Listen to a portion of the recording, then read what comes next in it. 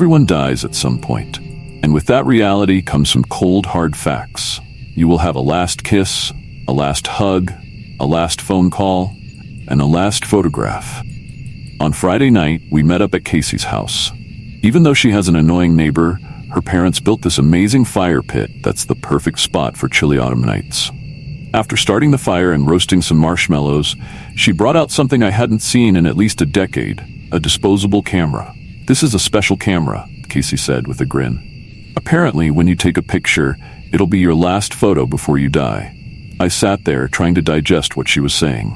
"You mean the camera kills you?" "Yeah, like that one Goosebumps book," Brady replied. "Say cheese and die." "Oh my gosh, I loved that one," Maribel said, grinning. No, that's not what I mean." Casey held her hands up, clearly annoyed that we didn't get it. "Everyone has a last photo before they die. Like, for example, my grandpa. 3 days before he passed away, he went on a fishing trip. The last photo on that trip is the last photo that was ever taken of him." "Well, it's impossible for a camera to show that," I replied. "It would have to be a time-traveling camera for that to work. You guys are no fun." Casey rolled her eyes and started putting the camera back in her bag. Wait, we didn't say we didn't want to use it," Maribel said. "Yeah, it could be fun," I added. A wicked smile flashed on Casey's lips. "Okay, good. Who wants to be the first?" Brady raised his hand. "I'll go." That was Brady for you. Never missed a chance to impress the girls. He stood up, his face lit by the roaring fire. "Where should I stand? The lighting's kinda harsh, maybe by that tree." Brady walked several feet away from the fire and stood next to the tree. Then he leaned against it, crossed his arms, and raised an eyebrow. Casey raised the camera to her face. 3, 2, 1, cheese! Click. White light flashed across the dark backyard. Brady stepped away from the tree, grinning. "Okay, who's next?" Casey asked. "I'll go," Maribel said. She pushed her glasses up her nose and stood next to the tree, somewhat awkwardly. Casey lifted the camera to her face again and took a photo. Click. The ratcheting sound of her rewinding the film filled the air. "Okay, Benny, your turn," she said, shooting me a smile. I walked over to the tree, took off my baseball cap, and waited. Casey lifted the camera to her face, then frowned. "Can't you smile?" "Nope." Fine, click." She rewound the film and handed the camera to me. Then she posed next to the tree, in a classic sorority squat pose. Yeah, this wasn't awkward at all. Casey and I had just started dating, but the longer things went on, the more doubts I was having. Sure, we looked good in pictures, a classic football star cheerleader match. In reality, we weren't either of those things. She was pretty, but extremely insecure, jealous, and high maintenance. I was a neurodivergent math nerd who just happened to luck out genetically and look like a jock. I stared at her through the viewfinder, her form slightly distorted. Click. "Hey, you didn't count down," she whined. "What? You were posing." "I want to know exactly when the photo is being taken, that's all." "Okay, sure." I rewound the camera and handed it back to her. She sidled up next to me and lowered her voice. "Hey, when Brady and Maribel leave, you want to stay a little bit after?" "Oh, I don't know. My dad's renovating the kitchen, and he wants me to help him in the morning. It doesn't have to be long, just for a little while." I should have said no, but she was pushing, and I felt bad saying no. "Okay, just for a half hour." "Sounds good to me. We can watch something down in the basement. My parents can't hear a thing down there." "What about your neighbor? He seemed really mad when we were watching V for Vendetta. Said the explosions woke him up. Remember, he was pounding on the glass door and yelling at us?" She rolled her eyes. "So we'll keep the volume down. Come on, it's just a half hour. We don't even have to watch anything." "Okay." Before I could say more, she grabbed the camera and started towards the fire pit. I followed. "When are you going to get those developed?" Brady asked. "We could go tonight. There's still a 1-hour photo in the CVS on Route 14, Maribel replied. "And we could pick up some snacks." "Wait, seriously? They still develop photos?" Casey asked. My dad uses them for like passport photos and other official stuff. So it was decided. The 4 of us piled into Brady's car and took off into the night. We spent the entire hour hanging out at the store, picking out snacks. Then Casey went up to the counter, grabbed the paper envelope, and led us back out to the car. We piled inside, and Brady turned on the lights. She flicked open the envelope and pulled out the photos. No fucking way. The first photo showed an older man standing on a beach, gray hair dripping wet, blue waves rolling behind him. But with his square jaw and tall build, he looked just like an aged-up Brady. "That's impossible," I said. "Not necessarily," Maribel replied, after a pause. "The camera looked like a disposable camera, but it's possible someone put a cheap microchip in there, like a mini Raspberry Pi or something. Then it took our photos and with the help of AI, aged them up." "Yeah, but how would the CVS develop them?" I asked. "Maybe it was straightforward. Maybe when he opened the camera to get the film, there was a USB stick there instead, loaded up with the images, so he just stuck it in the computer and printed them out. It's weird, but Amazon is full of weird shit like this. I once saw a karaoke machine that used AI to auto-tune everyone as they were singing in real time." "We could go back inside and ask them," I suggested. "I want to see the rest of the photos first," Casey said, nearly cutting me off. "Where'd you get this camera again?" Maribel asked. "A friend gave it to me." And with that vague response, she flipped to the next photo. It was a family Christmas photo. Several people standing in front of the tree, happy faces lit by multicolored lights. But my heart dropped when I saw the woman on the left. A woman, maybe 30, holding a little baby, with the same heart-shaped face, the same curly dark hair as Maribel. "Oh no," she said, her eyes wide. We all stared at the photo, silently, unsure what to say. But then I saw it. In the middle of the photo, sitting on the couch, was an old woman. A very old woman, with skin so wrinkled it looked like crepe paper, and hair so white it looked like a tuft of cotton candy on her head. Wire-framed glasses were perched on her nose. "I think that's you." Maribel snatched the photo out of Casey's hands. "Whoa," she whispered, studying it up close. For all her big talk about this being some AI thing, she seemed to take it pretty seriously. As I watched Maribel, I couldn't help but smile. For a second, I felt something, a sense of awe as I looked at her face, lighting up with the joy of her family. I'd never looked at Maribel as anything other than a friend, but there was something tugging at my heartstrings now. Not even something I could put into words as a crush, or attraction, or lust, just something. A flicker of connection, of emotion, of, "Benny?" I glanced at Casey, and then I looked down. In her hands was the photo she'd taken of me. The exact same photo, of me tonight, holding my baseball cap, standing next to the tree, not smiling, staring straight ahead, eyes red from the flash. My first thought was the camera had malfunctioned. Whatever this was, AI or otherwise, had messed up and glitched on my picture, and it just spit out the photo as it was taken tonight. But as Casey, Brady, and Maribel stared at me with horror, I realized, "So it's saying, the picture you took of me tonight is the last picture of me alive." "I guess so," Casey said. The silence pressed in. I shook my head and forced a laugh. "Come on, this is just some stupid prank camera. Like Maribel said, it's some AI thing. Maybe it even purposely skips some people to scare them." None of them were laughing. "Okay, come on, let's look at Casey's." I plucked my photo from the stack and froze. Casey was sitting on the floor of someone's basement. Her hands were tied to a metal support pole with thick rope. A strip of duct tape had been placed over her mouth. The left side of her head was matted with blood, and a thin trail dripped down the side of her face. Her blue eyes were wide with fear, and looking straight at whoever was taking the photo. "This is some sick fucking prank," Brady muttered, his voice low with anger. Casey just sat there, frozen. "Let's go home," Maribel said. "Forget about all this stuff, it's just a prank," like Brady said. But Casey didn't move. She just sat there, the photo shaking in her hands, her blue eyes wide with fear. "What's wrong?" Maribel asked softly. "The basement," she said finally, pointing at the photo. "I recognize it. My dad and I went over there one time when he needed help with the fuse box, and I thought he was annoying, but I never—" "Casey, whose basement is it?" I asked. She looked up at me, her eyes wide. "My neighbor's." "Where are you going?" Brady was unbuckling his seatbelt. "Obviously, the guy in there did something to the photos. I'm going to give him a piece of my mind." He started to swing the door open. "Wait," Casey shouted. "What?" "What if he's out there?" "Who?" Brady asked. "Craig, my neighbor. Why would he be at the CVS? I don't know, but it's only 3 miles from his house, so he could be here." "Wait, guys, this doesn't make sense. How would the photo guy know we thought the camera took our last photos before we died? Maribel asked, placing her own photo in the cup holder. Because we were talking about it, I replied. At least Casey and I were. We were trying to be quiet, but it's possible he heard us. A heavy silence fell over us. Okay, let's go, Maribel said, opening her door. The night was unusually dark. The sliver of a moon hung in the black sky, far above the street lamps of the parking lot. We made our way towards the sliding doors, glowing warm yellow. Brady was probably right.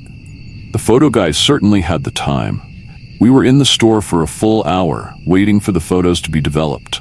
He could have easily hopped on some AI tool like Midjourney and typed in things like old man standing on the beach or Christmas family photo of old woman. Although it would take some photoshopping skills to get our actual faces in the images. But if he had access to the real photos we took, that was possible. Nobody recognized the photo guy, right? I whispered, right before we stepped inside. No, Brady replied. Maribel and Casey shook heads. I hadn't recognized him either, but he looked like he was only a few years older than us. It was possible he knew one of us. Maybe he even had some sort of revenge plot. Maybe his brother had a crush on Casey, or maybe Maribel got picked for the trivia team over his little sister. Just because we didn't know him, didn't mean he didn't know us. 6 degrees of separation, much less than that in a small town like ours. We stepped into the CVS. There was an old woman at the cash register, but no one at the photo booth. Hey, where'd he go? The photo guy? Brady called out to her, somewhat aggressively. He's in the back, I think, she replied, eyeing him warily. We wandered through the aisles. He's hiding, Brady whispered to us. He knows what he did, and he's hiding out. We followed him down the aisle, the fluorescent lights blinking above us. The more empty aisles we passed, the more convinced I became of this theory. He'd messed with the photos and slipped out before we could confront him about it. Except that left all sorts of questions, like, how did he know what Casey's neighbor's basement looked like? Wouldn't an AI tool refuse to generate such a disturbing image of a woman tied up in a basement? We turned the corner, and there he was. The photo guy, restocking in the cold medicine aisle. And then it happened. Brady went batshit on him. Hey, that wasn't fucking funny, what you did to the photos. Photo guy whipped around. His eyes widened and he held up his hands. Wah, he said, taking a step back. What are you? Stop, Casey said, stepping in front of Brady. Then she turned to photo guy. Did you do something to the photos? Her tone had an edge to it I'd never heard in it before. Fear and anger slicing through her usual bubbly, chatty tone. And then, to my shock, photo guy nodded. All of us froze. For a second, time seemed to stop. Then Brady started up again. You're a sicko. That was a horrible thing to do. Photoshopping Casey, making it look like she was tied up in a basement. Wait, what? Photo guy asked, his eyes widening. Oh, don't deny it, Casey spat. Brady's right. What you did was sick. You're a fucking psycho. No. I did not do that. He shook his head wildly. Look, all I was saying is that I messed up your photo job, okay? Earlier today, I spilled some Coke on the machine, and when your photos came out, they were all warped and weird and stuff. That happens if water gets inside the machine, and I already threw out the negatives so I couldn't reprint them. That's all. He held up his hands in surrender. So, you didn't edit a photo to show Casey? I said, gesturing to her, tied up in a basement? His expression told me the answer. No. Wait, all the photos were messed up? I asked. Yeah, I think so. We didn't get any photos that were messed up, right? I turned to Casey. She shook her head. Photo guy shrugged. I don't know, guys. I'm just telling you what happened. Was there anything wrong with the camera? Like a Raspberry Pi inside it or anything? Maribel asked. Raspberry Pi? His face scrunched up as he glanced between us. Like a microchip. A computer. Anything. He shook his head. It looked just like a normal disposable camera to me, although I haven't seen one of those in years. An awkward silence fell on the 5 of us. Thanks. Sorry for bothering you, Maribel said finally, starting back down the aisle. The 3 of us followed her towards the front of the store. We got back to the car without a word. Brady and Maribel in the front, Casey and I in the back. I stared at the dark parking lot ahead, my heart pounding in my ears. Maribel fidgeted with her photo in the cup holder. Brady dug in his pocket for the keys. Casey kept her back to me, staring out her window. The car rumbled to life underneath us. "Where are we going?" I asked. "My house," Brady replied. "My mom won't care. You and Casey can take the spare room and Maribel can be on the pull-out sofa." I glanced at Casey. She didn't turn around. "Fine with me," Maribel replied. Brady started pulling out of the parking space. "Wait," Casey said suddenly. The three of us turned to her. "We should take a photo of Benny.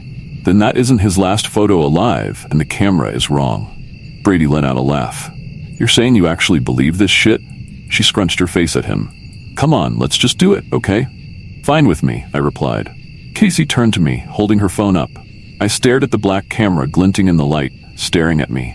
She raised her hand, her fingers shaking over the screen. "Okay, 3, 2, 1, click." The fake shutter sound filled the car, but as she stared at the phone screen, her eyes widened. "Wait, what?" she whispered. My heart dropped. The camera app just quit out. "Hang on." She tapped at the screen. Click. Her eyebrows furrowed. It quit out again. "Let me try." Maribel pulled out her phone and pointed it at me. Click. Her smile dropped. She glanced at her phone, then back at me. "Mine just did the same thing," she said. "It just quit out as soon as I took the picture." "That's 'cause both of you have crappy iPhone 10s or whatever," Brady said. He reached into his pocket and pulled out his phone, one of the sleek new Motorola phones that folded up. He lifted it and pointed it at me. The bright white of a flash filled the car. As my eyes readjusted to the darkness, I saw Brady's face. His eyes were wide as he stared at the screen. "No, that doesn't even make sense," he muttered to himself, tapping at the screen. "What?" I asked. He slowly turned the phone around so I could see. All the blood drained out of my face. The photo simply showed the empty backseat of the car, where I should have been sitting. It was just empty. "What does that mean? I'm like a ghost?" I said with a forced laugh. But inside, my heart was pounding like a jackrabbit's, thrumming inside my ears. "Let's get out of here." Brady threw the car in reverse. He backed out of the parking space and sped towards the exit. We flew down the main road through town, passing the little shops lined up, the tea place, the bagel shop. In the darkness, I felt a hand curl around mine. I tore my eyes away from the window and found Casey staring at me. Her hand was tight around mine, ice cold. Guilt stabbed through me. I slowly pulled my hand away. What? I couldn't break up with her here in the car. Right now, could I? I shoved my hands in my pockets. "Sorry, my hands are really cold. I'll warm them up." "No, your hands are cold too. Colder than mine, actually." Maribel turned around. "What's up?" Casey glared at me. Then she turned to Maribel. "Nothing," she muttered. Then she crossed her arms and stared out the window, not even glancing in my direction for the entire rest of the drive. 10 minutes later, we were pulling into Brady's driveway. He shut off the car and the inside lights came on. I squinted in the sudden brightness. Casey was motionless, like a statue, still sulking and staring out the window. Maribel's voice broke the silence. "Oh my God." She'd grabbed her photo out of the cup holder and was holding it close to her face. It fluttered and shook in her hands. My heart plummeted. Without a word, she turned it around for all of us to see. It took me a minute to notice the change. Because the photo looked the same, an ancient old lady sitting in front of a Christmas tree, surrounded by family. But now, the woman who had been holding the baby, she was different. In the previous photo, she'd been holding a little girl in an elaborate infant Christmas dress. Now, she was holding a little boy, dressed in a teeny little suit. It changed," she whispered. "Mine changed too," Brady said. "But not by much. It's just me a little older." Casey scrambled for her photo, and I heard her sigh of relief almost instantly. She held it out to me, shoving it in my face before I could even look at mine. "We did it," she said, her voice wavering. "Look." Her photo no longer showed her tied up in a basement. Instead, it was a woman with wild gray hair in her 60s, posing next to a shaggy black dog. Relief flooded me. But that relief evaporated as soon as I looked at my photo again. It wasn't the same photo of me posing against the tree. It was a different photo, a wedding photo. I was dressed in a tux, beaming with joy, grinning ear to ear, hair slicked back and bow tie crisp black against my neck, hand in hand with a beautiful bride, a bride I recognized. It was Maribel. I tried to hide it, but it was too late. Casey's eyes widened. Brady and Maribel leaned into the back seat, curious. Maribel's mouth fell open. Brady stared in shock. The photo swam before me, as I felt weak, as darkness crept into the edges of my vision. We pulled up to a 70s split level bordered by tall hedges. Brady drove into the garage, and as soon as we came to a stop, Casey stormed out of the car. "Casey, wait!" I called out, following after her. "I don't want to talk to you," Casey snapped back. I'd never seen this side of Casey. Sure, I'd seen her angry, but not like this. Her usually excited, chipper tone had been replaced by a low and hollow voice. Her blue eyes flashed with anger. Brady brushed past her and opened the door into the kitchen, raising his finger to his lips. "My mom's asleep, so be quiet, okay?" The three of us followed in quietly. "Where's the guest bedroom?" Casey muttered. "I just want to go to sleep." "Up there, at the end of the hall." Without another word, she disappeared up the stairs. The door slammed loudly a few seconds later, and Brady winced. "She'll get over it," he whispered to me. "No, she won't, but it's okay. I was going to break up with her anyway." "Really?" I shook my head. It wasn't working. "So what do we do now?" Maribel asked, her first word since the photo. She hadn't said a word during Casey and my fight in the car. "Get some sleep, I guess. It's almost 3 a.m., I replied. Maribel glanced at me, but then immediately broke eye contact and looked down at the floor. "Did Casey ever say where she got the camera?" Brady asked. I shook my head. "Just said a friend gave it to her."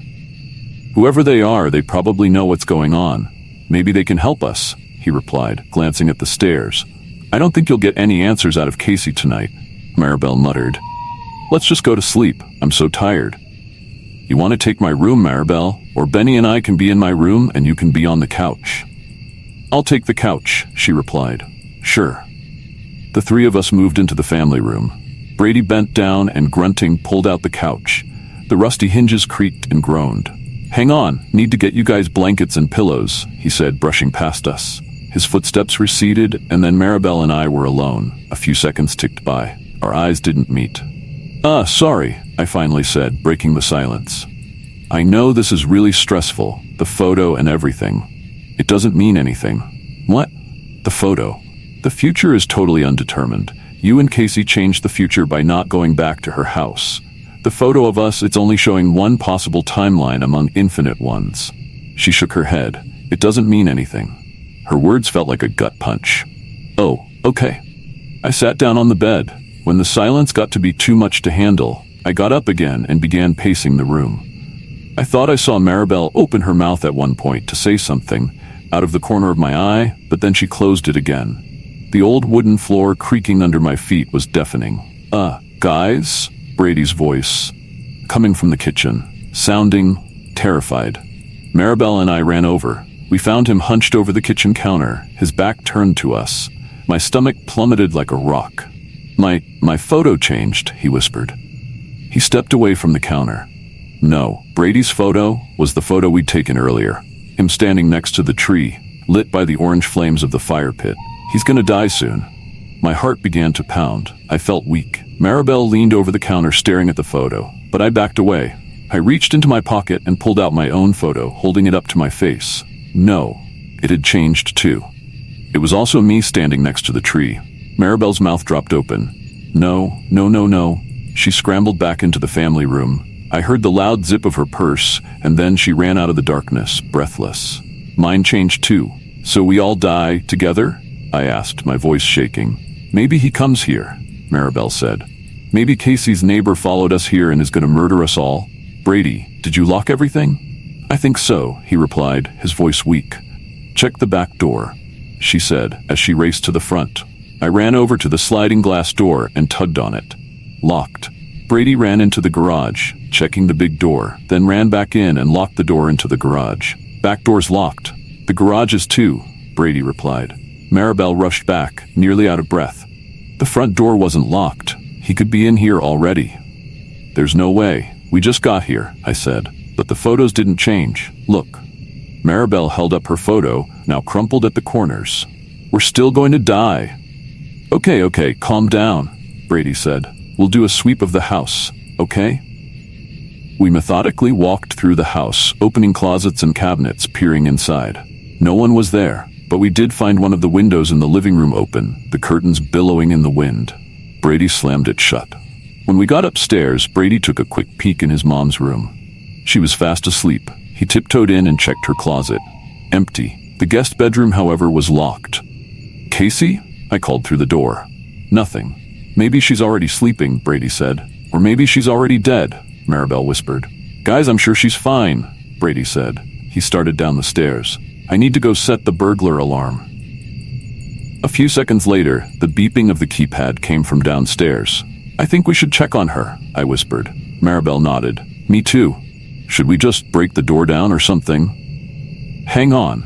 Maribel reached up into her curly dark hair. After a few seconds, she slid a metal bobby pin out. Then, she knelt on the ground and slid it into the hole in the doorknob. Clicking sounds came through the hallway as she tried to unlock it. "What the fuck are you doing?" Casey's voice came through the door, aggravated and harsh. "Sorry. We just wanted to." "I don't want to talk to anyone." I heard a screech of aggravation, and then a dragging sound followed by a thump at the door. It sounded like she was wedging something against the door. "Casey, our photos changed," I called through the door. "They're all us by the fire pit. Did yours change too?" "Go away. I fucking hate all of you," she screamed. Maribel and I exchanged a look. Then we headed back downstairs to find Brady pacing back and forth in the kitchen. "They didn't change," he told us. "We're locked in. The burglar alarm is on. Unless Casey's neighbor breaks through a window and shoots us all in like 3 minutes flat, it doesn't make sense. My guess is it's a fire, or a gas leak, or Casey." We turned to Maribel. "She sounds completely unhinged in there. What if she comes out and kills us?" "There's no way she could," Brady started. "Her dad has guns," I interjected. "She could sneak out while we're sleeping, get a gun, come back and shoot us." "Do you really think she's capable of that?" Brady whispered. "I don't know. Honestly, I don't know her that well. I always felt like I was talking to a mask. All her photos are so posed, and she's always keeping up this like cheerleader cool girl persona that feels so fake. How she was acting tonight? I've never seen her act like that." "So what do we do?" Maribel asked. "I don't know. I guess we leave and see if the photos change," I replied. "What if it isn't her? We can't just leave her here, and we can't just leave my mom here either." Brady said, "What if it's a fire or something? What if one of us goes and checks if their picture changes, and the others stay here and make sure the house doesn't burn down?" "I guess that makes sense," Brady said, hesitating. "So which one of us goes?" I asked. A few seconds of silence passed between us. "I guess I will," Brady finally said. "Your pictures might not change either way if one of you is Casey's target. I'm the only one that would just be collateral damage. Besides, I don't really trust you guys driving my car," he said with a small smile. "Okay, sure." "Wait, but you have to plan not to come back," Maribel interjected. "If you're just going for a drive, the photo or camera or whatever might know that." She pulled out her phone and began frantically tapping at the screen. "What are you doing?" Brady asked. "Calling the Motel 6? A pause. "Hi, I'd like to make a reservation for tonight, please. Just one." "I'm not gonna pay for a motel." "You got a better idea?" "No, sorry, I wasn't talking to you." "Yeah, I do. My uncle lives in Belleville. He'll put me up for the night." Maribel glanced at him. "Okay, sorry, cancel the reservation. We found something else." A few minutes later, Brady headed out. "I'll call you when I get there," he said, "and tell you what the photo is." We listened to the rumble of his engine, and after he'd pulled out, we closed and locked the garage door. I pulled out my phone, flipping it over nervously in my hands. "We're going to be fine," I said to Maribel. When I caught her looking at me, she laughed. "Oh, really?" "Yeah." She glanced down at my hands, flipping the phone over and over. "I think you need more convincing than me." We sat down at the kitchen table. Maribel opened a drawer and, after rummaging around, pulled out a huge chef's knife. "If Casey really does go crazy on us," she said, smirking at my shocked expression, "do you think she'd try to kill us?" I asked. "I dunno. She's your girlfriend." "Yeah, but she's still your friend. Do you think she'd do something like that?" I whispered. Her smile faded. "I dunno. Casey has always been emotionally volatile, I guess is the word. Like one time we were swapping dresses and I tried on this one dress that, I dunno, was very special to her for some reason, I guess. And she flipped out at me, like screaming at me, calling me a bitch, the works. I'd be furious at her, except she went completely back to normal as soon as I gave it back. Huh, I'd never really seen that side of her. Yeah, I think she probably hides the crazy from all her boyfriends. The conversation fizzled out, and we sat there in awkward silence, listening to the ticking of the annoying bird clock Brady's mother had hung up.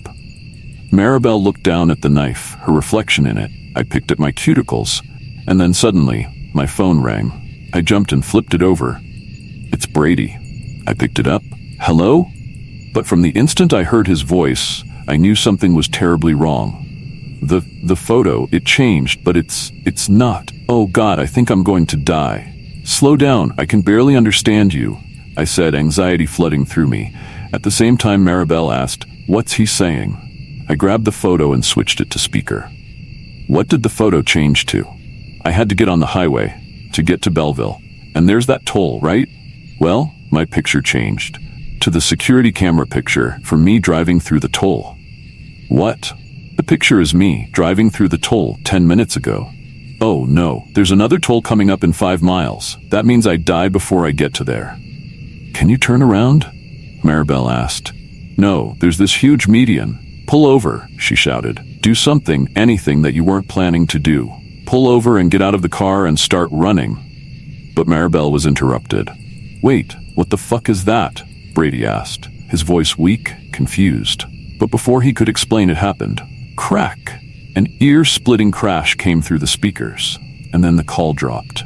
Maribel and I sat there in stunned silence, staring at the phone. Tears burned my eyes. My arms were frozen, my entire body stuck to the chair, staring at the black screen. We didn't want to say it, but we both knew. Brady was gone. Maribel collapsed into a chair, sobbing. I called 911, the details spilling out of me in incoherent fragments of sentences. He got into an accident, Brady Esposito, on the highway, near the toll, near Belleville. Then I sat next to Maribel, wrapping my arms around her, starting to cry too. The tinny voice on the other end of the line asked, "Sir, are you still there? Stay with me on the line, please." But I couldn't pick it up, couldn't do anything but hold Maribel and cry. This can't be real. It's just a stupid photo. Maybe he didn't die. Maybe he's okay. But I knew. Deep down, I knew he was dead.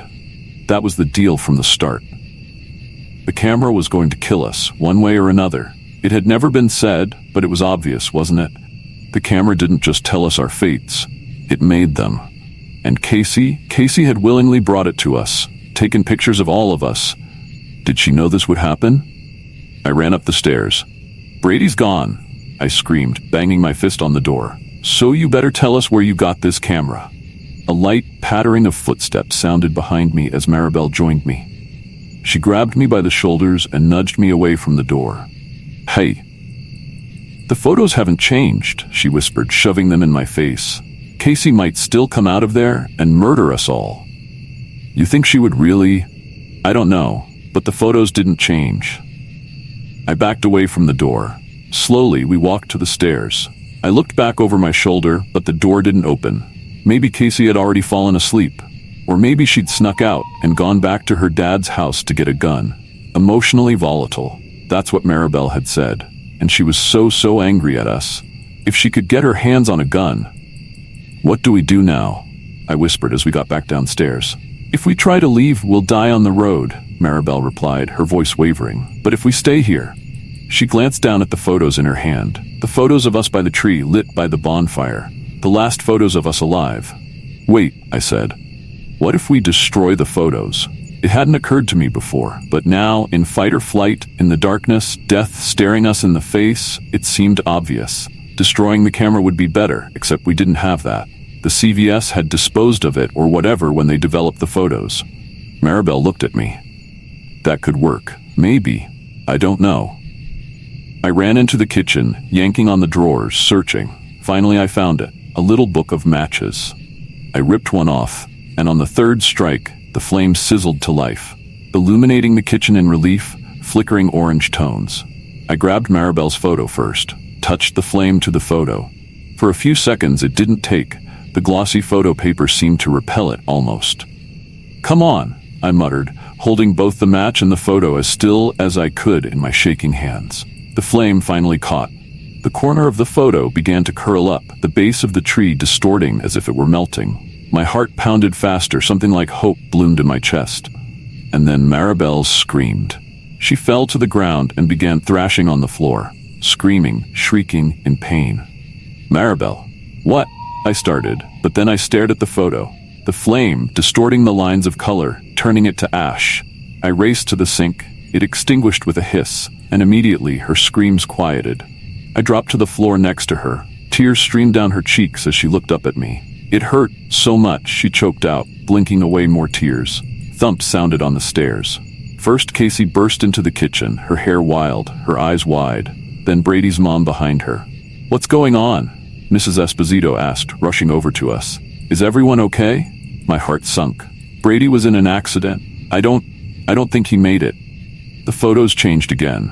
As we sped down the highway, in the back seat of Mrs. Esposito's car, they changed. I'd been staring at my photo the entire ride, expecting it to change to CCTV footage of us on the highway at any second. The inside of the car was dark, but I could see it every time we passed underneath a street lamp, lit in the orange halogen glow. On, then off, like a monster lit by a strobe light in a haunted house. As we passed over the next street lamp, it was no longer the photo of me against the tree. It was instead a photo of me, Casey, and Maribel, dressed in black, standing outside a church, next to Brady's parents, his funeral. I knew he was dead, but seeing the photo made it real. I nudged Casey and Maribel. "Look," I whispered. Their photos were the same. Why did they change now? Right now, on the way to Brady? Had Casey actually been planning to kill us, but now couldn't? "Where did you get the camera?" I whispered to Casey. She looked back at me in the dark with wide blue eyes. "Casey, I didn't know it was going to kill anyone, okay?" she whispered, the corners of her mouth twitching. "Yeah, we know, Casey," Maribel whispered. "But where did you get it?" She glanced between us fearfully. "Ezra Schmidt gave it to me." "Who?" Maribel asked. "Emma's brother. You know, the girl who was hospitalized last year for a suicide attempt." She took in a shaky breath. "You mean the girl you bullied all through middle school?" Maribel snapped, glaring darkly at Casey. "The girl you called Prego Emma?" Casey nodded sheepishly. "I ran into Ezra at the grocery store, right before the party. He gave me the camera, said it was a really cool camera one of his friends had found." "So you took a camera from the brother of the girl. You drove to suicide," Maribel said, very slowly. "I didn't drive her to suicide. I haven't even talked to Emma since 8th grade." "Those kinds of wounds don't really heal, Casey," Maribel replied. "Like, ever. But Ezra was always nice to me. I think he even had a crush on me. He'd follow me around sometimes at school." "Okay, none of this matters," I whispered, cutting her off. "We need to find Ezra and ask him what's going on here, and how to stop it. It won't bring Brady back." A heavy silence fell over us. I glanced at the windshield, the dark highway stretching out in front of us, the back of Mrs. Esposito's head as she quietly sobbed. The minutes stretched on, the three of us in uneasy silence. And then, finally, we saw it. Red and blue lights puncturing the darkness. Police cars parked in the middle of the highway, obscuring the battered remains of a car. Mrs. Esposito parked on the shoulder and, without a word to us, ran towards the police officers. The three of us slowly approached after her, my heart hammering in my chest. Between the police cars, I could see slivers of Brady's car, twisted gray metal, shattered headlights, a white airbag pressed against a cracked windshield. I didn't need to fight through the cluster of cars to see how bad it was. And as we approached, I noticed something on the ground. Something small and white, face down, among a few stray shards of glass and twisted metal. I walked towards it, the voices and sirens fading out of my consciousness. All I could do was stare at the photo, face down on the asphalt. I reached down and picked it up. My heart plummeted. It wasn't the final photo of Brady going through the toll booth. Instead, it was all blurry, muddy streaks of gray, bleeding into each other, like the photo had been corrupted, or like the camera had been moving wildly. But there was something I could see. 2 lights in the upper right corner. Thin, jagged lines of light descended from them, as if they were also affected by the blur. Headlights? Is this what Brady saw, right before he died? I stared at the 2 dots. There was something about them that unsettled me. I couldn't look away. 2 lights, almost like eyes, staring back up at me through the glossy photo paper. He can't avoid us forever. We were parked outside of Ezra Schmidt's house. Casey stared up at the darkened A-frame, arms crossed over her chest. "He can't," she repeated, shaking her head as if that could will him into existence. "Maybe he skipped town," Maribel said from the back seat. "He wouldn't do that," Casey replied. "Why not? He gave you a camera he knew would kill you. He doesn't want to be implicated for murder, does he?" Casey huffed. No one would believe him. "Okay, look, let's just try again later," I cut in, starting the car. "Until then, I think our next best option is to get the camera back. Maybe if we destroy it, it'll break this whole thing. Or maybe it'll kill us faster. Like destroying the photo," Maribel replied. "They probably already threw it away," Casey added. "Do you have a better idea?" Both of them shook their heads. The drive back to CVS was completely silent. The three of us walked into the store, Brady's absence weighing down on us. A quick glance around, but photo guy wasn't there. There was just an older woman standing at the counter. "We were here on Friday," Maribel started, "with a disposable camera. Do you by any chance still have it?" "A disposable camera?" I nodded. "I haven't seen one of those things in years," she said, shaking her head. "I don't know. We used to recycle them, I think." "Recycle them?" Maribel glanced at me. "Yeah, I don't even think they melt them down. The plastic body is just like refilled with new film and sold again. It's how Kodak turned such a big profit on those things. I mean, a whole camera for $10. Who could beat that, right?" "I mean, is there any chance you still have it somewhere?" I interrupted. Maybe. I think we only do the whole recycling thing on Mondays, and those guys that come take the hazardous stuff, like with lithium batteries and whatnot, every other Wednesday." She continued muttering to herself as she crouched down, scanning the other side of the counter. "What day did you say you came here again?" "Friday," I replied. "Ah, you're in luck, I think. Is this it?" She pulled out the camera. The three of us stared down at it. The camera stared back at us, lens glistening in the light. My stomach turned. "Are you going to take it or not?" "Sorry." I grabbed the camera and the three of us hurried out of the store. "Kids these days don't even say thank you," the woman muttered behind us. As I drove us back to my house, my spirits rose. We had the camera. Maybe bashing it to smithereens or throwing it in the fire would be all that it took. Destroy the cursed object, break the curse. It could be that simple. We could be free. Or maybe it would kill us all.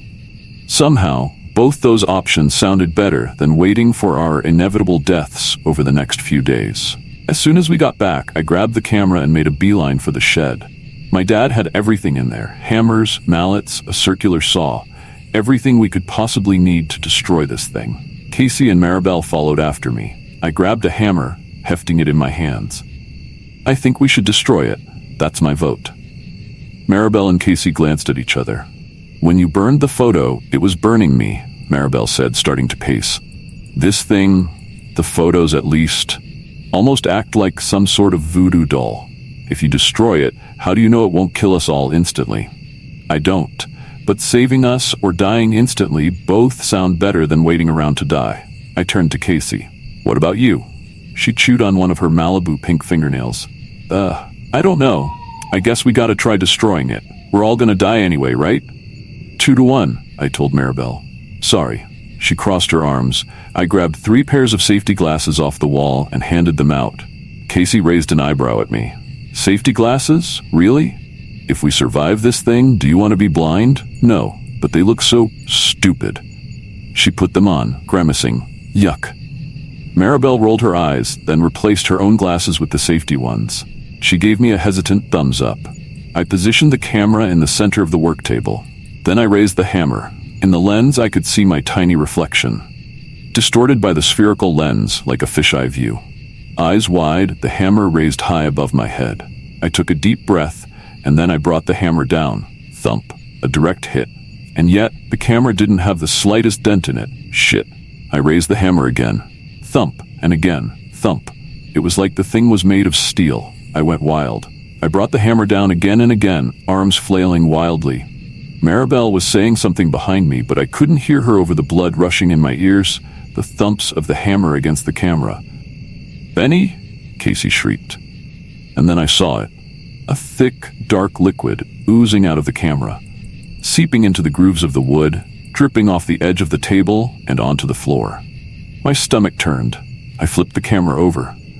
The wet, sticky substance that looked so much like blood coated my fingertips, oozing from a seam on the side where the front and back panels connected. I raised the hammer and smashed at the back of it, then the front. I smashed it until I was exhausted and my arms were sore and I couldn't lift the hammer again. The camera was still in perfect condition. "Let's go back to Ezra," Maribel said. "Maybe he's home now." I glanced back at the camera. "Let me try one more thing." I reached down and grabbed the extension cord, plugged it in, flipped a switch, and the circular saw whirred to life. Casey and Maribel looked at me with wide eyes. I grabbed the camera, fingers safely on either side, and pushed it towards the blade. The screeching of the saw filled my ears, echoing in the small shed. "Benny, you're not really. We have to get rid of this thing," I shouted over the noise. "Benny, I can't keep waiting for us to die." I pushed the camera straight into the whirring, spinning blades. But when the plastic met the metal, it ratcheted and caught. A horrible grinding sound. "What the?" I pushed against the camera harder. And then my hands slipped. It happened so fast. 1 second, hands on the camera, pushing. The next, the camera on the floor, and blood, pain, so much, gushing onto the floor. Maribel and Casey screaming in my ears. The blade screeching, spinning red and silver. Darkness pulsing through my vision, nothing. I woke up in the emergency room with several stitches on my right ring finger. I'd apparently sliced the tip of my finger and then fainted. So much blood for such a small wound. I pictured my own blood, mixing and swirling with the dark, sticky ooze from the camera on the dusty floor of the shed. "Why didn't it kill me?" I asked. "I don't know," Casey replied. "It would have been easy for that saw to kill me, but it didn't." "I think it's working in order," Maribel said. I turned to her. She looked terrible, her normally brown skin ashen, deep circles under her eyes. "It's working in order. Brady was the first one photographed, right? And then the first one to die. You didn't die, 'cause you're not the next one in line." She sucked in a breath. "I am." I stared at her, my stomach twisting. We drove back to Ezra's house. It was still empty, so it was stakeout time. Maribel napped in the back seat while we picked up Thai food and then settled in front of Ezra's house, eating for what felt like the first time in days. As it turned out, we didn't have to wait long. Only an hour later, a beat-up green sedan pulled into the driveway. He was home. Casey woke Maribel while I wiped my hands and bagged up the trash. "Yuck, what's that smell?" Maribel asked, waving her hand. "We got Thai while you were sleeping," I replied. She scowled at us. "Anyway, Ezra's home. Any ideas how to handle him?" I asked. "Well, I think Casey should wait in the car," she replied. "If he sees her, he's going to know why we're here." "Good idea. And I think I have an idea of what to say," she said, swinging her door open. "Follow my lead." Maribel and I walked up the steps. The house was in complete disrepair. Cracks lined the walkway, and an old wind chime fluttered in the breeze, softly tinkling. However, they weren't lax about security. A sleek ring camera had been installed, staring blankly up at us. Maribel raised her hand to knock. Muffled footsteps came from inside, and then the door creaked open. A disheveled, short guy with messy dark hair peered up at us. "Can I help you?" "Yeah, but you had to realize she'd probably take other pictures." "She's not going to take 20 selfies in a row," I said. He narrowed his eyes at me. There was only one photo left on the camera. Maribel glanced at me. It took a photo of each of us, all 4 of us. There was more than one photo. His face dropped. "Tell us how to stop it. We promise we won't turn you into the police or anything." "They wouldn't believe us anyway." Maribel's voice began to shake. "Tell us, please." "But Casey still needs to die." "But Maribel and I don't," I shouted. "So tell us how to stop it." He shook his head. "Look, I am sorry for what I did, okay?" Casey said, stepping towards us. "I was really insecure back then, and I wasn't just mean to Emma. I was mean to everyone except Avery and Maya. It wasn't like I was singling out your sister. I'm sorry, I am." "You wouldn't be apologizing if your life didn't depend on it," Ezra spat. "Maribel's going to die next, Ezra. Are you really going to let her die? Or are you going to tell us how to stop it?" I asked. Ezra glanced at me, then sighed. "I don't know, okay? I got it online. Someone posted it on this online forum for supernatural stuff. I didn't even believe it at first myself, but then I took some pictures of ants, bugs, and they curled up and died. but I don't know how to stop it. I don't.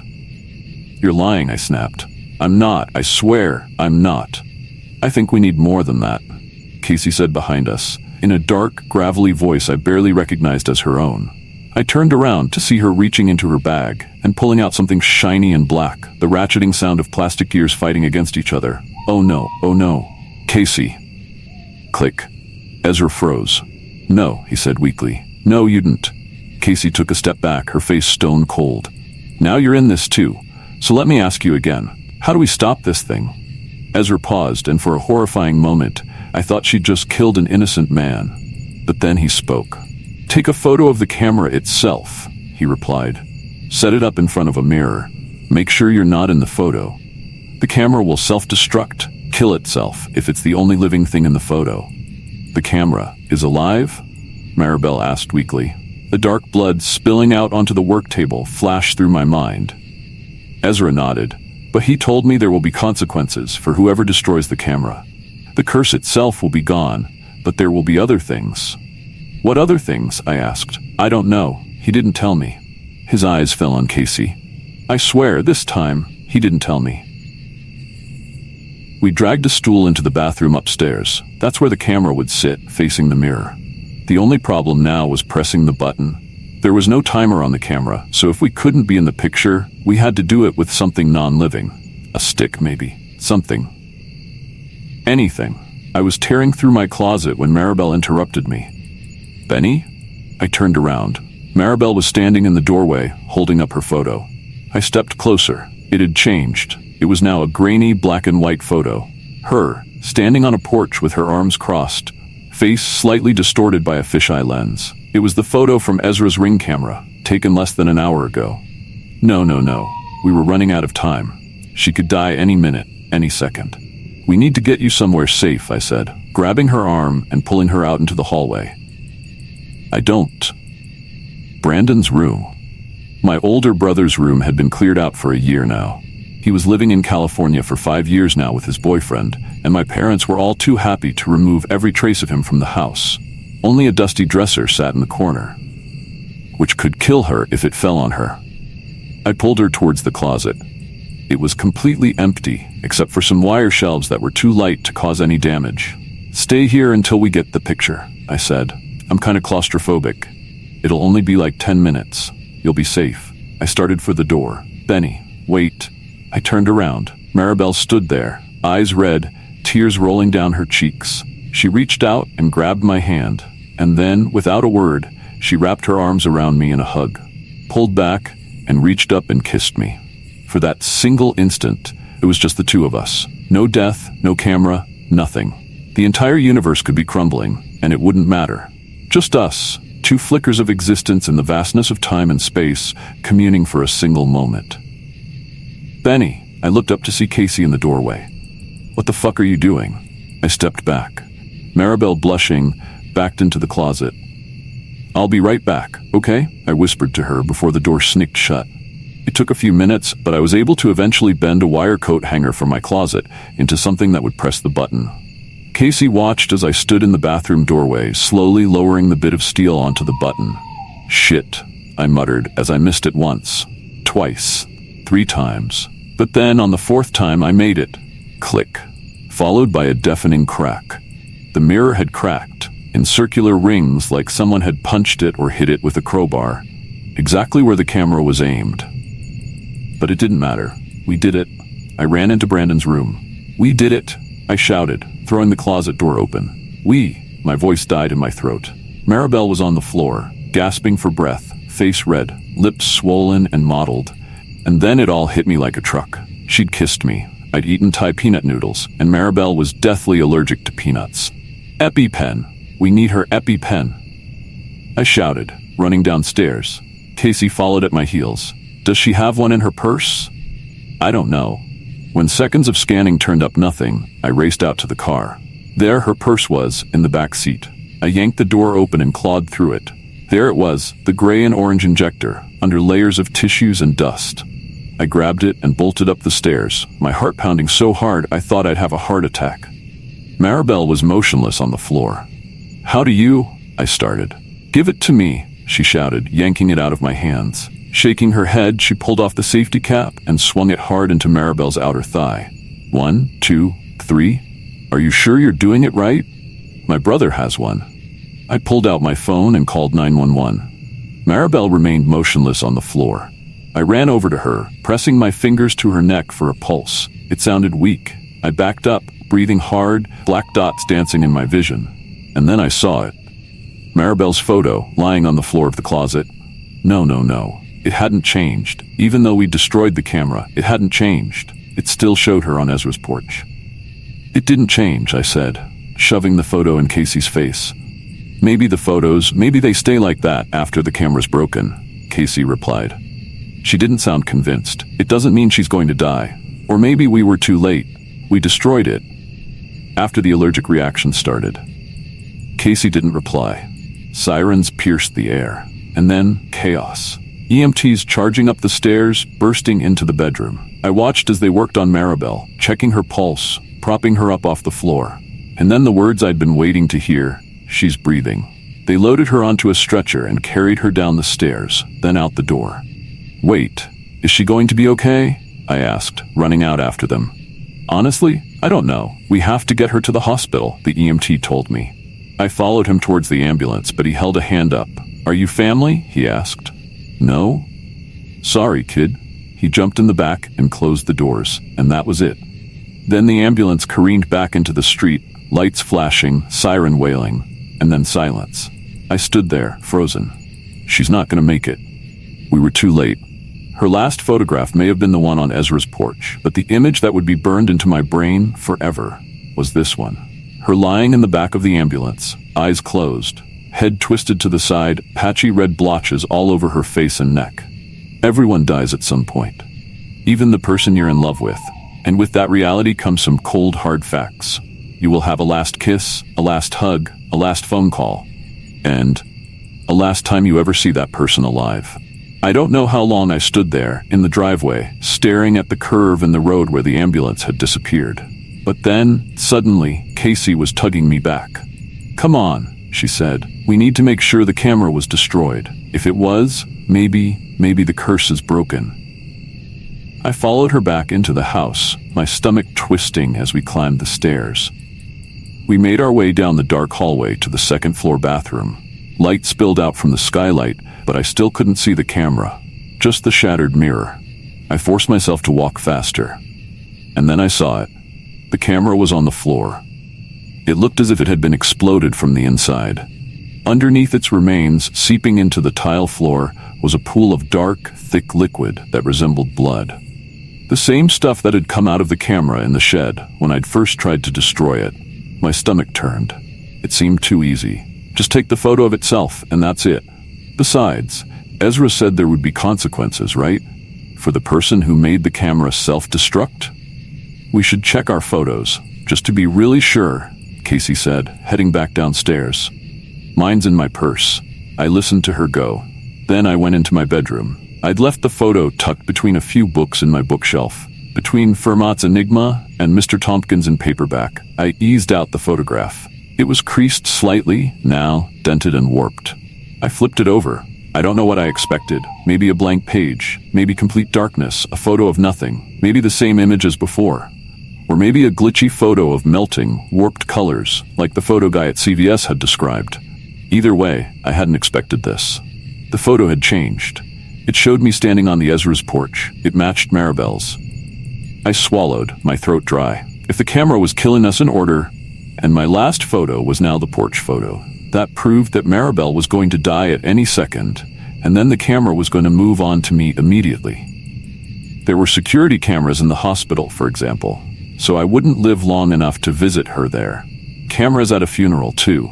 Security cameras at tolls, at stoplights, at stores. You can't go very long without being surveilled. She was going to die any minute, and I'd be right after her. The photo shook in my hands as my fingers trembled. The creak of a floorboard sounded behind me. I turned around to say Casey standing in the doorway. Hey, I said, not knowing what else to say. I held up the photo. It changed. I'm next. Mine changed too, she replied in a small voice. What too?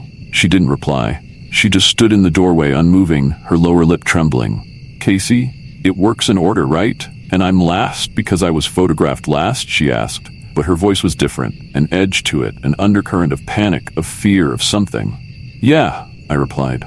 "But Maribel's probably still alive. She only left in the ambulance a few minutes ago." She took another step into the room, standing unnaturally straight, eye contact unwavering. "If we changed the order, if someone else died before Maribel, we'd break the curse." My heart sank as the pieces slowly fit together in my mind. "What exactly are you getting at?" "I'm sorry," she replied, and then she lunged at me. Metal glinted. She was holding my mom's chef knife in the air, bringing it down towards me. "Casey!" I screamed. I grabbed her wrist and locked my arm, using all my strength to keep her back. God, she was strong for a 120-pound cheerleader. The silver blade shivered in the air. "What are you?" "If you die before Maribel, it'll screw up the order. The camera will be proven wrong," she said through gritted teeth. "And then I won't die." "You don't even know if that's true." "I'm willing to try." With a gasp, she yanked her hand back. The action surprised me so much, she was able to pull out of my grip, then darted towards me again, slashing the knife through the air. It made a horrible whoosh sound next to my ear. I grabbed her arms again, and we twisted and struggled, wobbling back and forth in the small room. A crash as my elbow knocked over a turtle sculpture I'd made in 8th grade. A snap of pain as my hip hit the corner of my desk. The floor shook. I got my hand on the knife and pulled as hard as I could. I got it. The knife was in my hands now. I backed away, panting, and held it up in a defensive stance. "I swear, Casey, if you come any closer." She looked at me, her blue eyes wild, and then, screaming, catapulted towards me. I fell to the ground. In a flash, her hands wrapped around my neck and squeezed. I grabbed the knife. Metal hit flesh. I scrambled out from underneath her. Casey rolled off of me, falling to the ground, blooming red stain in the middle of her pink t-shirt. Her eyes roved over the room, staring up at the ceiling as she fought for the last gasps of her life. "I'm so sorry," I said, scrambling up and backing away. "Casey, For a second, her blue eyes flicked to mine. "Fuck you, Benny," she whispered. And then her eyes went blank.